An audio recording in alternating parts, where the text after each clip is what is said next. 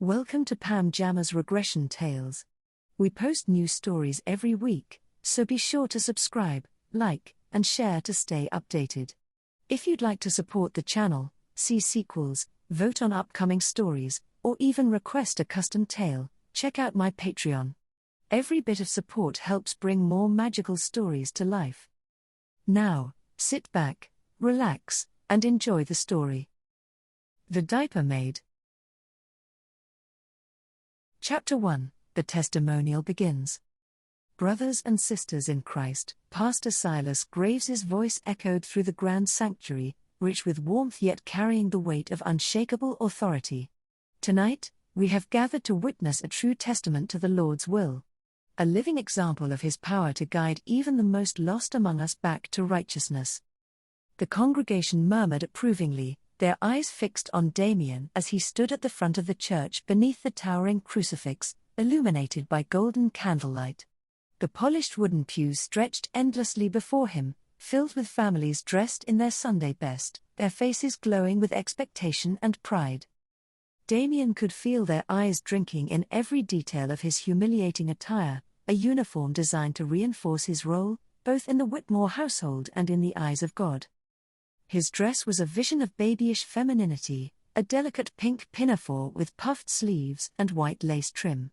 The fabric was impossibly soft, almost weightless, except for where the thick satin ribbons crisscrossed over his chest, tied into a dramatic bow at the back. The skirt flared out unnaturally, held up by layers of petticoats that made every slight movement a rustling, crinkling ordeal. But nothing was as conspicuous as the diaper. The hem of his skirt barely covered it, and any movement, a step, a shift in weight, even the faintest tremble of his knees, made the thick plastic rustle unmistakably. The bulge was impossible to ignore, exaggerated by the multiple layers beneath. White and adorned with pastel-colored prints of little lambs and crosses, it was the first thing anyone would notice about him.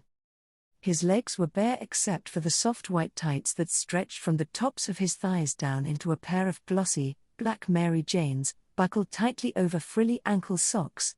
The shoes sparkled beneath the warm church lights, their innocent shine a cruel contrast to the unbearable weight of humiliation pressing down on him. The final touch sat firmly in his mouth, a large pink pacifier, clipped to a ribbon draped over his chest, ensuring it wouldn't be lost. He had been instructed to keep it in until it was time to speak. It forced his lips into a soft, helpless pout, completing the picture of infantile submission. He could feel the warmth of his own blush crawling up his neck, burning at his ears. He wanted to sink into the floor, disappear into the thick, plush carpet beneath his feet. Instead, he clutched the hem of his dress in trembling fingers, forcing himself to meet the congregation's smiling, approving faces. And there, sitting in the front row, were Verity Whitmore and Justine Whitmore, his mistress and trainer. Verity, ever the vision of composed grace, sat with her back perfectly straight, hands folded in her lap, her expression a mixture of pride and expectation. Next to her, Justine smirked slightly, arms crossed, eyes sharp and evaluating. Their presence alone sent a silent command to his body: behave. Speak well. Make them proud. Pastor Silas gave Damien an encouraging nod, and with a soft pop, he removed the pacifier from his lips. "My name is Damien," he began, his voice soft and breathy, barely above a whisper at first. The congregation leaned in, eager. "I wasn't always like this." His eyes swept across the room, and to his surprise, he saw nothing but warmth. Encouragement. Understanding. They were rooting for him. His shame still burned, his heart pounded, but the warmth of acceptance in their faces soothed the worst of his nerves. He wasn't just standing here for humiliation. He was standing here because he was a success story. And that, more than anything, made his next words a little easier to say. "I was lost. But now, I am found." Chapter 2, The Life Before. Damien took a slow breath, steadying himself before continuing. His fingers twitched against the smooth plastic of his pacifier clip, the familiar texture grounding him. He looked out at the congregation, the kind, knowing expressions on their faces, the silent encouragement in their eyes. They wanted to hear this. Needed to hear this. So he told them. I grew up in Boulder, he began. A place very different from here.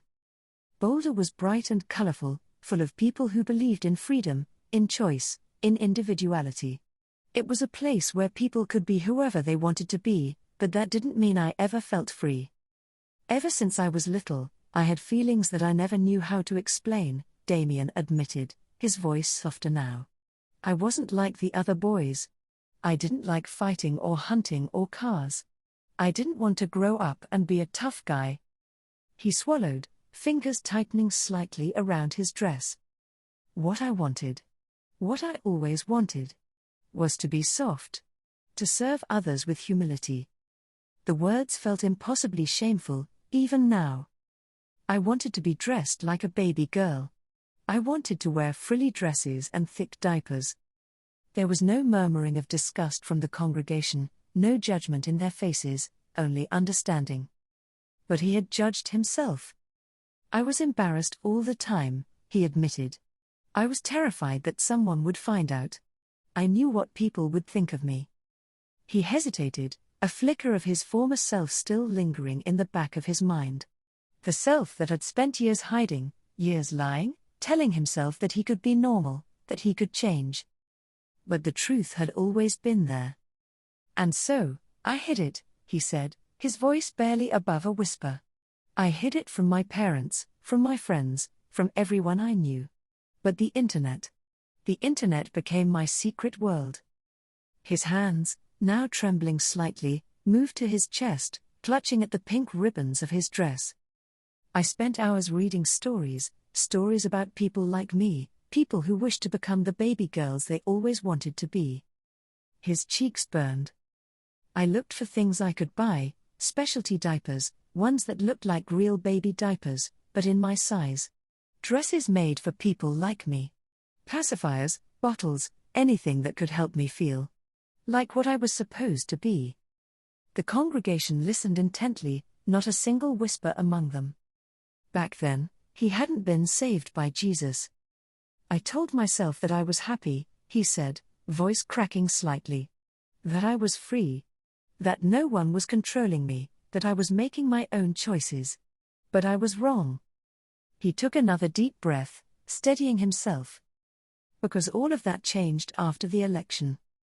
There was a ripple of understanding through the congregation, a silent acknowledgement that they, too, had witnessed the world transform before their eyes. It happened so fast, Damien continued, voice growing firmer. The new Christian administration took over, and suddenly, things weren't the same anymore. Laws started changing. They were looking at internet histories. They were looking at the things people bought, the things people searched for, the things people talked about online. He shuddered, remembering the first time he had read about the new relocation policies. There were threats, he admitted. Threats towards people who did not fit gender norms. Threats against people like me. A pause. And then, one day, it wasn't just threats anymore. The room felt still, the weight of the moment settling over them all. Damien lifted his gaze, his eyes scanning the room once more, settling on Verity and Justine. And then, with a deep, shaky breath, he delivered the words everyone was expecting. One day, there were people at my door. And then, he fell silent. Chapter 3, The Transfer. The knock at the door had been sharp, authoritative, not the kind of knock a neighbor or a friend would give. Damien had known, even before opening it, that this was it. But what he hadn't expected was how many of them there would be. When he cracked the door open, 5 female figures stood in the dimly lit hallway of his apartment complex. They weren't dressed as police, not exactly, but they weren't nurses either. Their uniforms were something in between, crisp light blue coats over crisp white shirts, and cross-shaped badges pinned neatly to their chests. The Division of Moral Welfare. A new branch of the Christian authoritarian government. Something that had never existed before. For a fleeting moment, Damien thought about running. But there was nowhere to go. The tallest agent, a woman with a light blue necktie and an unreadable expression, stepped forward. "Damien," she said simply. Not a question. Not a greeting. Damien's hands trembled as he clutched the doorknob. "I." The woman stepped past him without waiting for an invitation. And then, they all did. They pushed into his apartment like they had done this 100 times before, methodical, efficient. In a matter of seconds, they were searching through his belongings, opening drawers, rifling through his closet, checking beneath his bed. Damien stood frozen as they began to find everything. The diapers. The frilly dresses. The pacifiers, bottles, footed pajamas, plastic sheets. All of it. One of the agents held up a pink bonnet, tilting her head slightly as she examined it. Another peeled open a fresh package of thick, crinkly diapers, letting the plastic catch the light. A young woman among them shook her head, looking at Damien as though she pitied him. Damien's face burned. "Strip," the lead agent said. His breath caught in his throat. "What?" The woman's expression never changed. "You know what this is. You know where this is going. And you know what you are. There's no point in pretending anymore."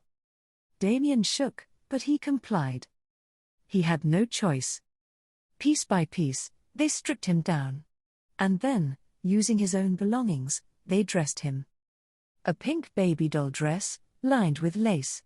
Thick, padded diapers, secured tightly with rubber panties. White socks with little bows, shiny Mary Janes, a bonnet tied snugly beneath his chin. The final humiliation came when they popped a pacifier into his mouth. And then, they took him. Damien sat in the back seat, buckled in tightly, pressed between two agents who barely looked at him. The pacifier remained in his mouth, ensuring his silence, as if words weren't meant for him anymore. His hands trembled against the puffy layers of his dress, the diaper beneath him forcing his legs apart, thick and humiliating. He stared at the window, watching the outline of Boulder grow smaller, fainter, until it disappeared completely. He was leaving everything behind. The drive to Colorado Springs was long and silent.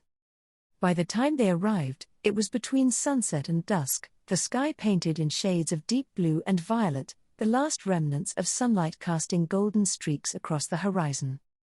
Damien had never seen houses like these before. Every home in the gated community was massive, towering mansions with perfectly manicured lawns, tall iron gates, and driveways that stretched like private roads. And yet, as the car pulled forward, it became clear that they were taking him to the biggest property in the neighborhood. The Whitmore estate was impossibly grand, the kind of house Damien had only seen in movies, white columns lining the entrance, massive windows glistening like polished gems, a balcony wrapping around the upper level. The towering iron gates opened automatically as the car approached, welcoming him into something that felt far too opulent to be real. Damien's stomach twisted. The car rolled to a stop. And standing at the entrance, waiting beneath the warm glow of the porch lights, were three figures. Pastor Silas Graves. An old man dressed in robes. Verity Whitmore. A middle-aged woman looking tidy and wealthy. Justine Whitmore. A young woman with a fit and casual appearance. They had been waiting for him. The moment the doors unlocked, Damien sank deeper into his seat, heart hammering as he stared at the people who were about to become his entire world. He barely had time to think before the agent beside him unbuckled his seatbelt, gripped his wrist, and simply said, "It's time to go." And Damien stepped out of the car, into his new life. Chapter 4, The Diaper Maid. The moment Damien stepped out of the car, the agents wasted no time. A mobile device was produced, and Verity Whitmore's delicate hands moved swiftly, signing where instructed. The officers barely spoke, their presence official, mechanical, as if he were just one more in a long line of transfers. And then, just like that, they were gone. The car doors shut, the tires crunched against the pristine gravel driveway, and Damien watched as the division of moral welfare disappeared down the long, winding road, leaving him alone. He stood there, frozen, in the growing darkness, the massive estate looming over him. The Whitmore house was too large, too grand, and it seemed to dwarf him entirely. The air smelled of freshly cut grass and evening dew, and the acres of rolling lawns stretched into the distance, untouched by anything but the neatly lined trees bordering the property. And on the wide marble steps leading up to the grand entrance, 3 figures stood, waiting. Pastor Silas Graves was the first to step forward. His face, lined with age, was warm, gentle, almost grandfatherly, but there was something in his eyes, something deeper, something darker, that made Damien's stomach twist. "Damien," he greeted, his voice calm and measured, as though they had known each other for years.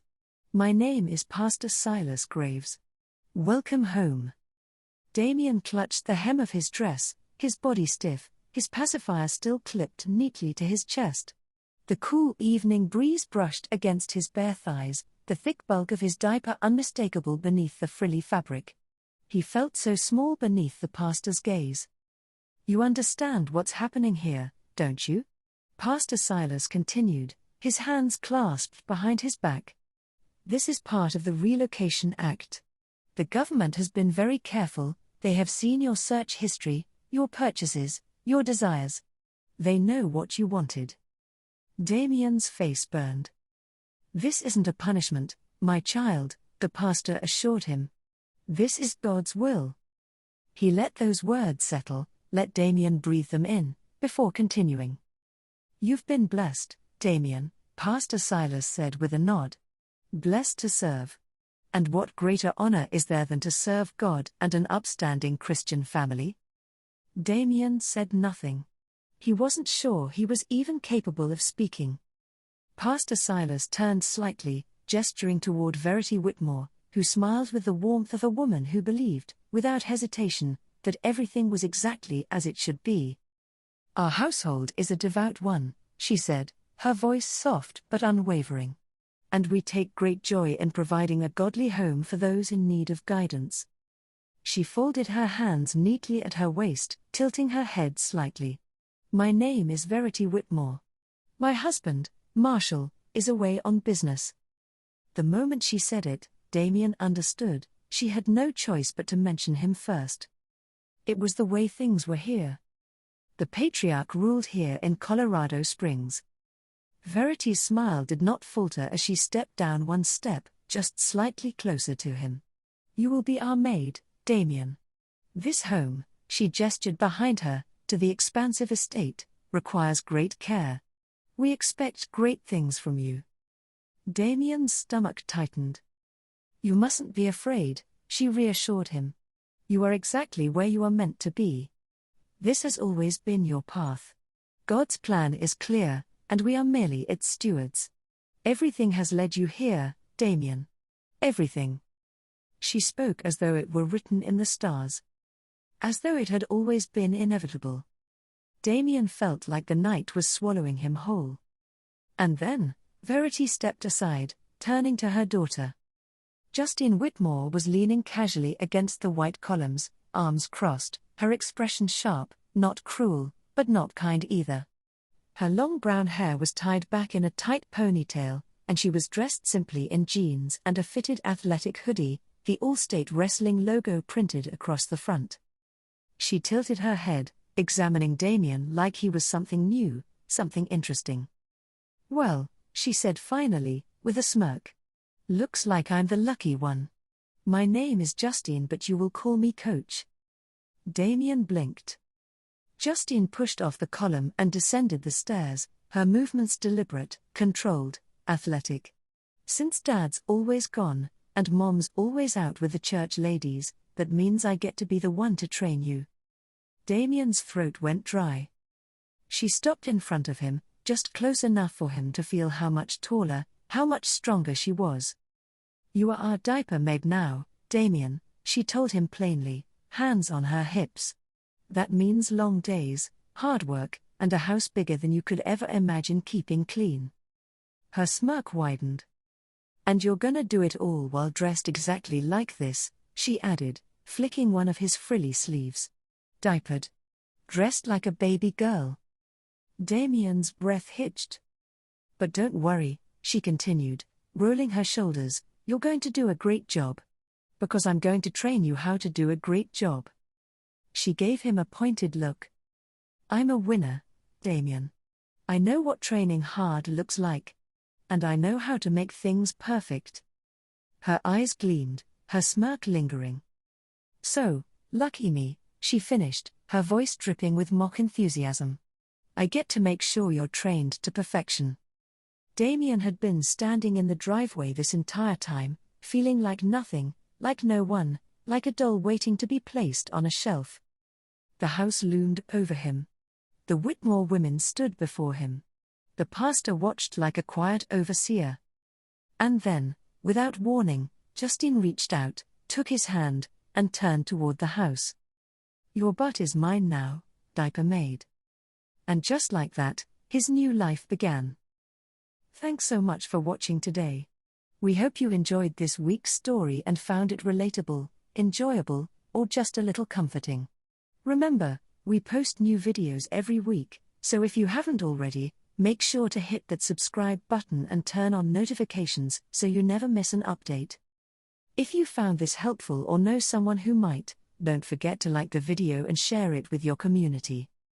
Your support means everything and helps us keep creating content just for you.